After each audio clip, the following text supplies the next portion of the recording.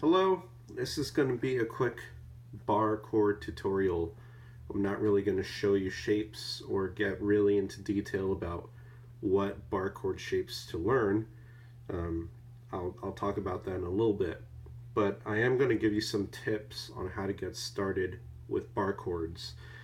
The first thing is building finger strength, okay? And the way I kind of did this is by doing exercises over and over and over and over again, and stretches. One common stretch that I would kind of do just in general without even playing guitar is taking my thumb, bringing it all the way across my hand like this, and doing that a few times. And then taking my first finger, bringing it to my thumb, second finger, middle finger to the thumb, ring finger, etc. Kind of doing this just to kind of, get it kind of warmed up, and doing fists like this. So kind of doing like this claw and then normal fist, claw, open, claw, normal fist. It helps a lot, and I never did that before. Ever, because I was like, oh no, it should be fairly easy to do. But by doing this, it started to help me build this kind of fluidity with my left hand or right hand if you're left-handed. The fretting hand, just to kind of whatever your fretting hand is, that's the one you want to kind of stretch out the most. The other thing is actually playing the guitar, and I'm just getting a guitar pick.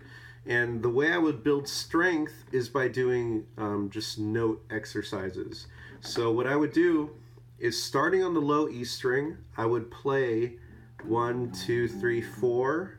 So the first 4 frets. Each finger, first finger is on the first fret, middle finger second fret, ring finger third fret, pinky is on the fourth fret. Each finger has a fret. And so I would do 1, 2, 3, 4 on the low E. And on the right hand, don't worry too much about it. But the idea is to alternate pick, down, up, down, up, down, up. But you could do down, down, down, down if you want. Just so this is, again, more for the left hand than the right hand. So one thing I would do is do 1, 2, 3, 4. And the idea is that you want to be able to strike the string right when you put the next finger down. Okay, so if you look closely, right when I put the finger down is when I strike the string. So then, after doing the first 4 frets on the low E, I would go to the A. And if you notice, look at my thumb. It's kind of just hanging out here. That's not really good practice. What you want to start doing is moving the thumb more towards the back of the neck. And look at what happens with the hand. It goes from being in this closed position, where everything is really close, and it's just kind of hanging out here, and it's comfortable. But if you want to be able to stretch the hand out a little bit more and make it easier for yourself, and keeping the fingertips upward is super important, you have to put the thumb in the back of the neck. And you can see my wrist goes outward like this. Now don't bend it too much. You don't need to make a 90-degree angle here. It's just enough so that way you can start to lift up the fingertips. So let's do this again. Then the A string, then the D, then the G, then the B, then the high E, and then I would just descend.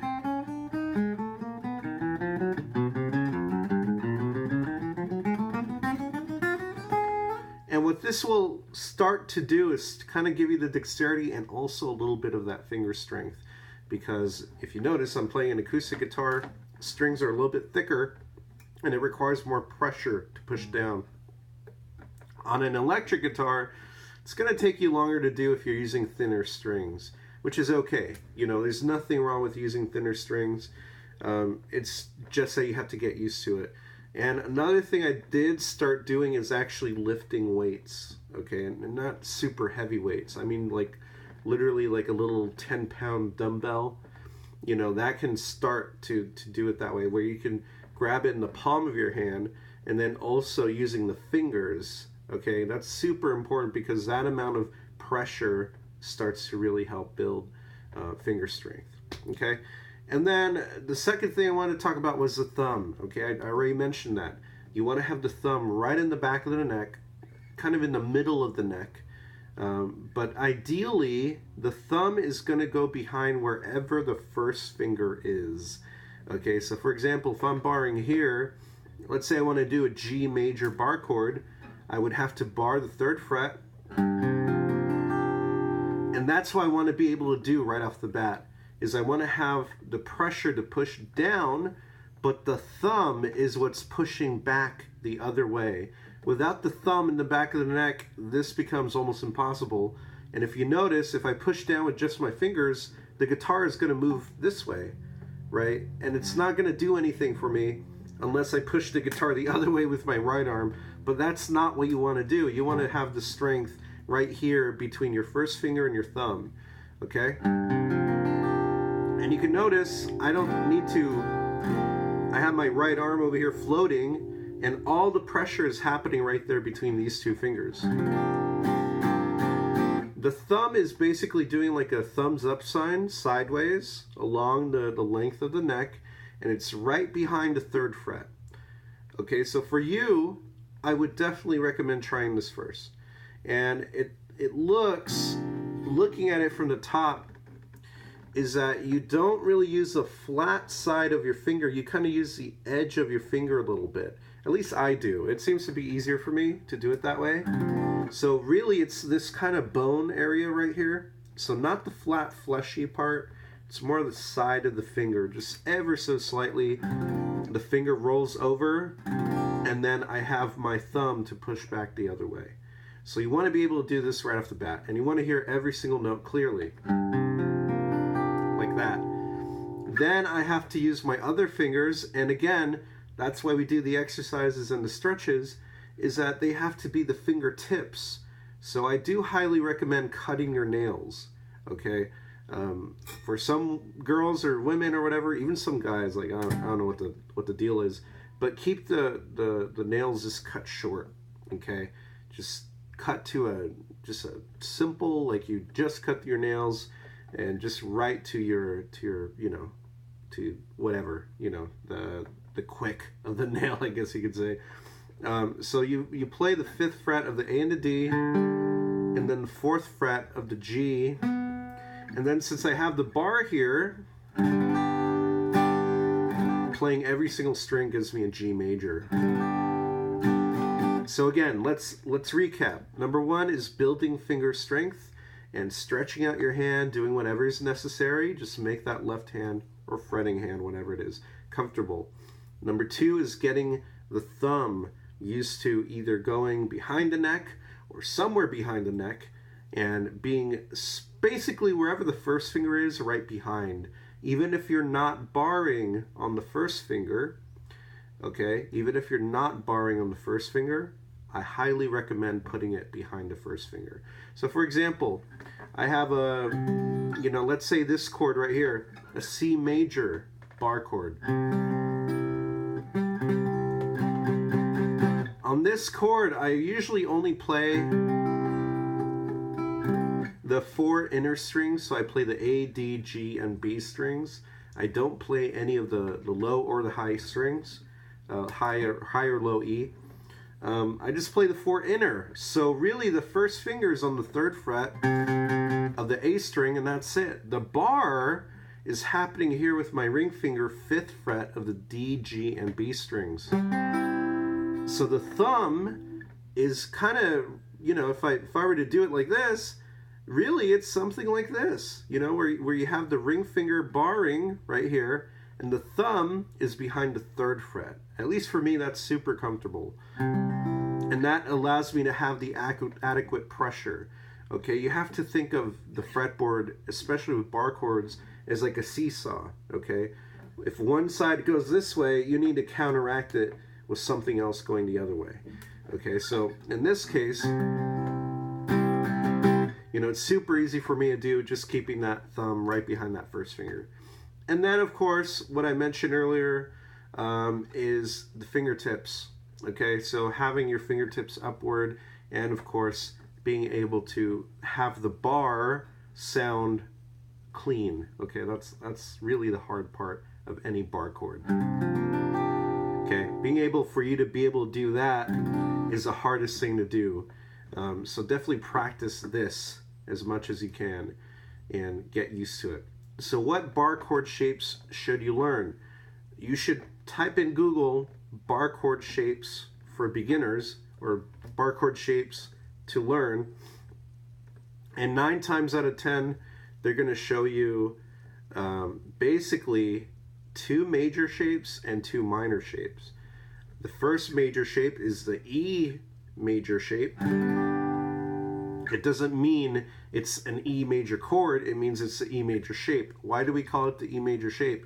Because if you play the E major open chord, what we do is we move this chord up the neck, and the bar is there to compensate any of the notes. So if you notice here, if you play an E open major chord, if you don't know how to play it, definitely look it up, or you should know how to play it if you're a beginner. Right? Sounds like that. And if I move that up 1 fret, it sounds interesting and different, but ideally we can move this chord up in 1 fret and it would be F. 1 more would be F sharp, 1 more would be G. But if you notice, G sharp, it starts to sound dissonant and there's notes that are lacking. And that's where the bar chord comes in, is that it acts like a capo going upward. Okay, so the E major shape, and you can move that up and down the neck, so I could do, wherever, or I could play the E major again up here, just an octave up.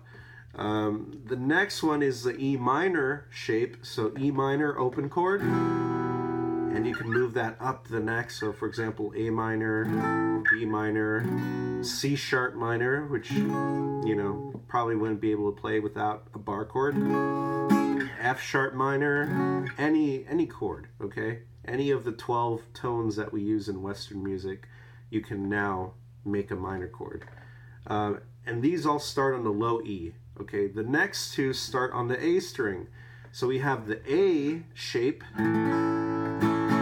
and I could play the C major chord, a D major chord, and E flat major, F major. I could play B, I could play whatever chord in between. And then lastly is the A minor shape. Okay?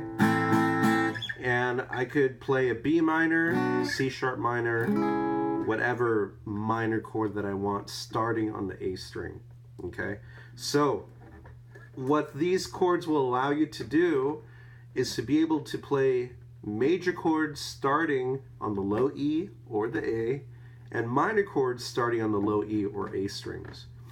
And it's important to learn all 4 shapes because you can move them and transpose them anywhere. And the idea is that wherever your first finger is, whether it's the low E or the A, that first note. So for example here, G major, you see where the first finger is, low E? That means this is a G chord. 3rd fret of the low E, E, F, F sharp, G. If I want to play C sharp starting on the low E, I would have to go E, F, F sharp, G, G sharp, A, and then here's B, C, and then C sharp up here on the, the 9th fret. Right? So it's an easier way to just be able to transpose, and you know that the root of whatever chord you're playing is on the first finger. All right, so if you have any questions, by all means, let me know. Hopefully this was helpful to you. Sorry if it's a little bit long, but definitely just give it a shot. Take your time. Don't stress. You just have to practice and get your hands used to it. All right, have a good one.